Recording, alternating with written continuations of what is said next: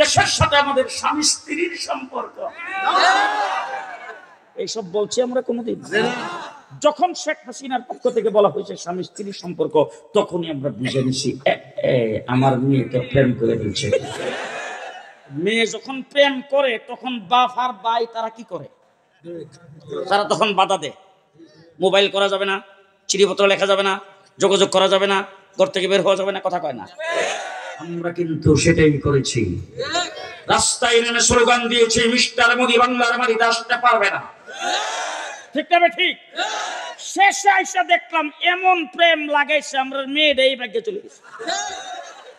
High high high,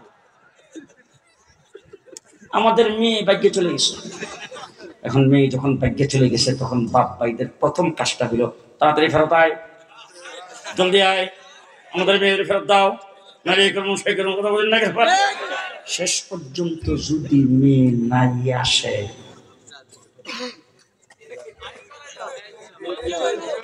কি তেজ্য, কথা কয় না। ঠিক না ঠিক? এবার আমি আওয়ামী লীগ, ছাত্রলীগ, যুবলীগ, শ্রমিক লীগের ভাইদেরকে বলতে চাই, এমন নেতার পূজা করছো আর এমন নেতার পক্ষে দালালি করেছ, সইরা যাওয়ার সময় লাগে 16টা টিকে নিছে, তোমরা একজনের নাম বলো, জিজ্ঞাসাও করেনি। তোমরা এই টিম বানায় চলে গেছে। কচু গাছে ফাঁসি লেগে মারা দরকার। আজকে ভারতের বুকে যাইয়া সেখান থেকে দেশের বিরুদ্ধে ষড়যন্ত্র করবেন। 15 বছর পর্যন্ত এমন কোন সেক্টর নাই যেখানে নির্যাতন করেন নাই। বাংলাদেশের অর্থনীতিকে পঙ্গু করে দেশটাকে লুটপাট করে শেষ করেছেন। ভারতে বসে দেশের বিরুদ্ধে ষড়যন্ত্র করবেন। এদেশের জনগণ রাস্তায় রক্ত দেওয়া শিখেছে।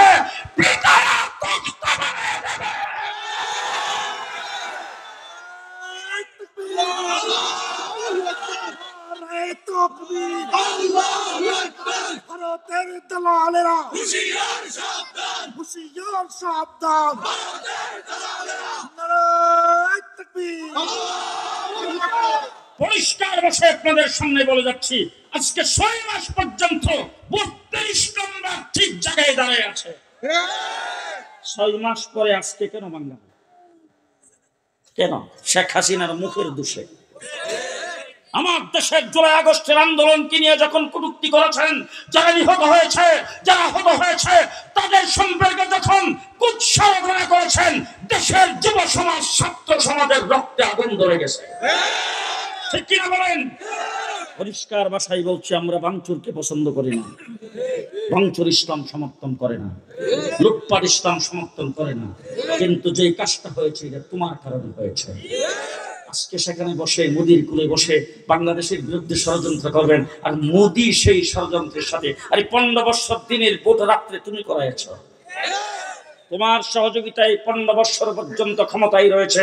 দিনের ভোট রাতে করে নির্যাতন করে আমার পিলখানায় 57 জন আর্মি অফিসারকে পাখির মতো গুলি করে হত্যা করেছে। মোদির মদদে আমার স্বপ্ন চত্বরে গুলি চালাইছে। মোদির মদদে 15 বছর পর্যন্ত দেশটাকে উজাড় করে আমার দেশের পক্ষীরা গাড়ি চালাইবার ব্যবস্থা তোমাকে দিয়েছে শেখ হাসিনা।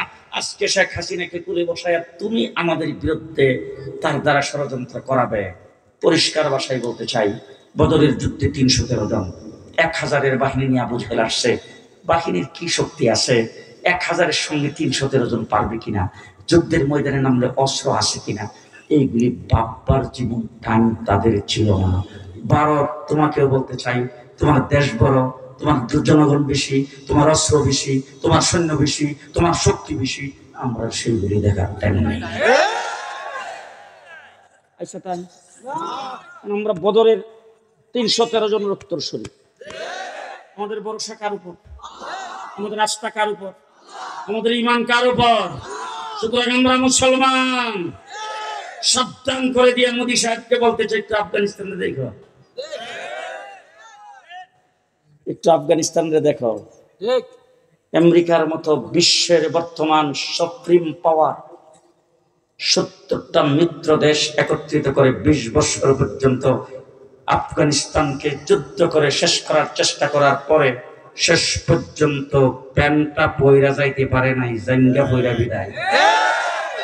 মাস্টার মোদি সাহেব, তুমিও তোমার দুটিটা সামলাও, না বলে প্যাম্পাস পরে ছেড়ে দেওয়া হবে।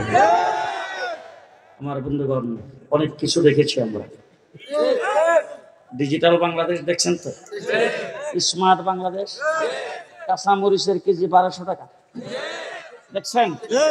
এবার জুলাই আগস্টে যে বিপ্লব ঘটেছে, বিপ্লবের সময় দেখেছেন যখন মসজিদ থেকে আজান হয়েছে, রাজপথে তারা একজনে আজান দিয়েছেন, আরেকজনকে ইমাম বানায়া পিছডালা রাস্তায় কাতার বেঁধে হাজার হাজার ছাত্র জনতা জামাতের সাথে নামাজ আদায় করেছে।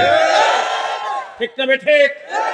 এইভাবে নারায়ে তাকবীরের স্লোগান দিয়ে পিছডালা রাস্তায় আল্লাহকে সিজদা করে আল্লাহর সাহায্য কামনা করে যে বিপ্লব ঘটেছে, সেই বিপ্লবের পরে বাংলাদেশ হবে ইসলামের বাংলাদেশ, ইসলামের বাংলাদেশ, ইসলামের বাংলাদেশ। কে কে প্রস্তুত আছেন হাত তুলে দেখা।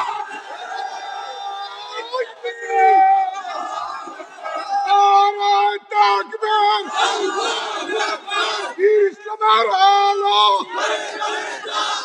সংসদে দেখতে আলো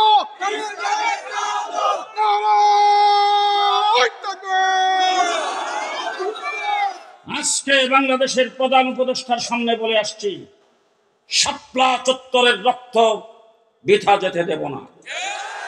উলামায়ে কেরাম রক্ত দিয়েছে ৫ বৎসরে, নির্যাতিত আমরা হয়েছি। ইসলামের বাহিরে বাংলাদেশে কোনো কিছু হইতে দেওয়া হবে না। আপনারা প্রস্তুত আছেন তো? প্রস্তুত আছেন তো? আজকের মাহফিল যে যুবকেরা ইন্তজাম করেছেন, শোনার জন্য যারা আগমন করেছেন, সকলকে পায়ে হাতে ধরে বলে যাচ্ছি, ভালো করে মনে রাখেন, নেতার জন্য রক্ত দিয়েছেন, দলের জন্য রক্ত দিয়েছেন, মার্কার জন্য রক্ত দিয়েছেন। আসুন জাগুন, এবার শেষ রক্ত দিতে চাই আল্লাহর নবীর জন্য, ইসলামের জন্য, কোরআনের জন্য। প্রস্তুত? প্রস্তুত? প্রস্তুত? প্রস্তুত? আল্লাহ কবুল মঞ্জুর করুন। আখিরু দাওয়ানা আনিল হামদুলিল্লাহি রাব্বিল আলামিন। আসসালামু আলাইকুম। মুআজ্জাজ হযরত উলামায়ে কেরাম, সমবেত বেরাদরান ইসলাম, দীর্ঘ সময় দেশের শীর্ষস্থানীয় উলামায়ে কেরামের জবান থেকে কোরআন এবং হাদিসের আলোকে বর্তমান সময়ের সময় উপযোগী ভবিষ্যৎ জিন্দেগির করণীয় সম্পর্কে বিস্তারিত আলোচনা আপনারা শ্রবণ করেছেন। আমার আগে মুজাহিদে মিল্লাত মুফতি ফজলুল হক আমিনী রাহমাতুল্লাহি আলাইহির সুযোগ্য জামাতা, আমার অত্যন্ত স্নেহভাজন হযরত মাওলানা মুফতি সাখাওয়াত হোসেন রাজি আপনাদেরকে অত্যন্ত মূল্যবান সময় উপযোগী দিক নির্দেশনা দিয়েছেন। লাস্টে বলেছেন যে আমি খুব অসুস্থ। আমি আলহামদুলিল্লাহ খুব সুস্থ।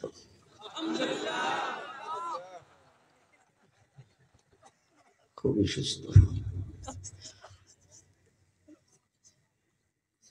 আপনাদের সামনে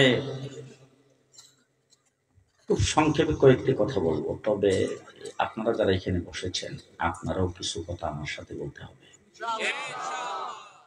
কারণ আমি যখন জেল থেকে বের হয়ে আসি তখন নিয়োগ করে আসছি যে আমি একা আর কোনো কথা বলবো না। আমি মাহফিলের শ্রোতাদেরকে দিয়ে অর্ধেক বলাবো আর আমি অর্ধেক বলবো। সামনে যদি ধরা খাই আপনাদের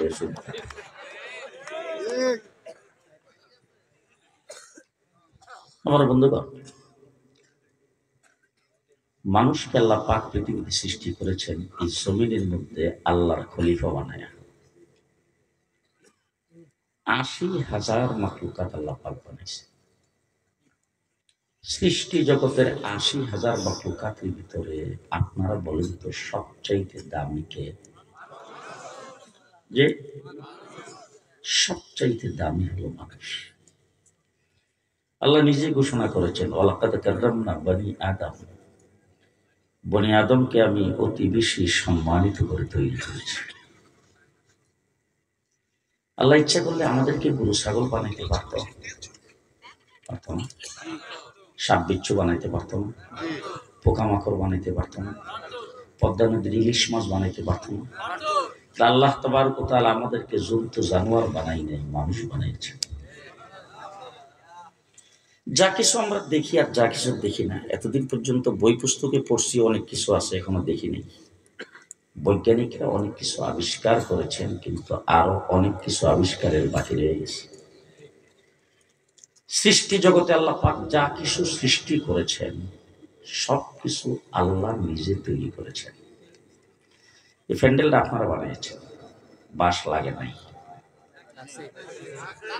রশি লাগছে না, কাপড় এগুলি সবাই না মাঠে রেখে দিচ্ছেন, পর অটোমেটিক হয়ে গেছে। লেবার লাগছে তো, কয়দিন লাগছে প্যান্ডেলটা তৈরি করতে? 1 সপ্তাহ। আচ্ছা, এত বড় আসমানটা যে আল্লাহ বানাইলো, লেবার কত হয় নোয়াখালী থেকে নিয়েছিল? কোথায়? কুমিল্লা থেকে? হ্যাঁ, ইঞ্জিনিয়ার ছিল কে? যে আমার আল্লাহ রাব্বুল আলামিন বলেন, দুনিয়ার মানুষ, তোমরা যদি কোনো কিছু তৈরি করতে চাও, তোমাদের জন্য মাল ম্যাটারের দরকার হয়, তোমাদের জন্য উপায় উপকরণের দরকার হয়, তোমাদের জন্য আসবাবপত্রের দরকার হয়, তোমাদের জন্য হাতিয়ার যন্ত্রের দরকার হয়, তোমাদের জন্য মিস্ত্রির দরকার হয়, কারিগরের দরকার হয়, লেবারের দরকার হয়। আমি আল্লাহ যদি কোনো কিছু তৈরি করার ইচ্ছা করি, ইজা আরাদা শাইআন আইয়াকুলা লাহু কুন কুন কুন। কাফ আর নুন, কাফে যে নুনের সঙ্গে যখন তাস লাগছে তখন হয়েছে কোন। কোন শব্দের অর্থ হইল হয়ে যাও। আল্লাহ বলেন ফায়া কোন, কোন বলার সাথে সাথে হয়ে গেছে। বলে আসমান তো একটা না 7টা বানাইছে। বলে কোন বলছি ফায়াকুন হয়ে গেছে। তো জমিনে তো 7টা বানাইছে, কেমনে বানাইলে? বলে হিডেও তো কোন বলছি ফায়াকুন হয়ে গেছে। আল্লাহ তাআলা জান্নাত জাহান্নাম কেমনে বানাইছে? বলে ওইটাও কোন বলছি ফায়াকুন হয়ে গেছে। আল্লাহ তাআলা জান্নাতের হুর গিলমান কেমনে বানাইলা? কোন বলছি ফায়াকুন হয়ে গেছে। আল্লাহ তাআলা চন্দ্র সূর্য কেমনে বানাইছে? বলে হিডেও কোন বলছি ফায়াকুন হয়ে গেছে। আরশ কুরসি লৌহ কলম কেমনে বানাইলা? কোন বলছি ফায়াকুন হয়ে গেছে। আল্লাহ তাআলা তুমি পাহাড় পর্বত কেমনে বানাইছো? বলে হিডেও কোন বলছি ফায়াকুন হয়ে গেছে। তাহলে সাগর সমুদ্র কিভাবে বানাইছে? বলে হিডেও কোন বলছি ফায়াকুন হয়ে গেছে। তাহলে আগুন পানি মাটি বাতাস কেমনে বানাইলা? কোন বলছি ফায়াকুন হয়ে গেছে। জন্তু জানোয়ার কেমনে বানাইছে? কোন বলছি ফায়াকুন হয়ে গেছে। পোকামাকড় কেমনে বানাইলা? কোন বলছি ফায়াকুন হয়ে গেছে। আল্লাহ তুমি পশু পাখি কেমনে বানাইছো? কোন বলছি ফায়াকুন হয়ে গেছে। আল্লাহ দুনিয়ার মাছ কেমনে বানাইলা? কোন বলছি ফায়াকুন হয়ে গেছে। আল্লাহ তাহলে জিন্নাতকে কেমনে বানাইছো? বলে হিডেও কোন বলছি ফায়াকুন হয়ে গেছে। আল্লাহ তাহলে ফিরিস্তাদেরকে কেমনে বানাইলা? বলে এটাও কোন বলছি ফায়াকুন হয়ে গেছে।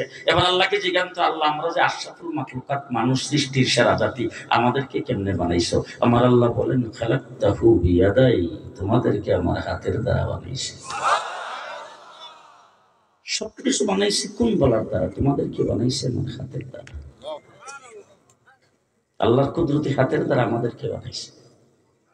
খুশি না বললাম যে মানুষকে আল্লাহ পাক পৃথিবীতে প্রেরণ করেছেন। সর্বপ্রথম আদম আলাইহিস সালামকে বানায় কোথায় রাখছিল বলেন তো?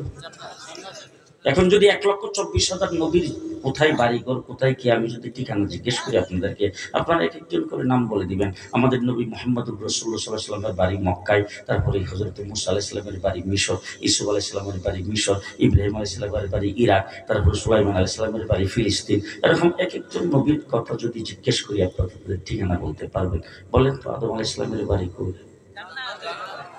হ্যাঁ, কোরআন শরীফ আল্লাহ পাক বলছেন ওয়াকুলনা ইয়া আদম উসকুন আনতা ওয়া যাওজুকাল জান্নাহ, আদম জান্নাত তোমার জন্য বাড়ি, তুমি তোমার বেগমরে নিয়ে থাকো। এবার জিজ্ঞেস করতেছে আদম আলাইহিস সালাম আমাদের কি লাগে? শরম করে। কি লাগে? বাবা লাগে। তো বাবার বাড়ি জান্নাতে হইলে আমরার বাড়ি কি নোয়াখালী? আপনাদের এখানকার অনেক লোকজন আছে আমেরিকা থাকে, আছে না? আমি আমেরিকাতে প্রত্যেক বছর গেলে আপনাদের এখানকার অনেক লোকজনের সঙ্গে দেখা হয়, খুবই খেদমত করে, খুব আদর করে, খুব মহব্বত করে। এই মানুষগুলি কিন্তু ওই জায়গার মধ্যে নিজস্ব বাড়ি আছে, তাদের ছেলেপেলার ওপরে জন্মগ্রহণ করছে, তাদের ছেলেপেলাদের ভাষা সব ইংলিশ, নোয়াখালীর ভাষা এরা জানেও না। আমি ওদেরকে অনেক সময় জিজ্ঞেস করি বাড়ি কই, বাড়ি বললেই কোনো নোয়াখালী। তার ঘরে বসে রয়েছে, ওখানে জিজ্ঞেস করতেছি বাড়ি কই। নিজের বাড়ি, নিজের ঘর, নিজের টাকা পয়সা দিয়ে কিনছে, লাল পাসপোর্ট পাইছে, ওই দেশের আইডি কার্ড পাইছে, সবকিছু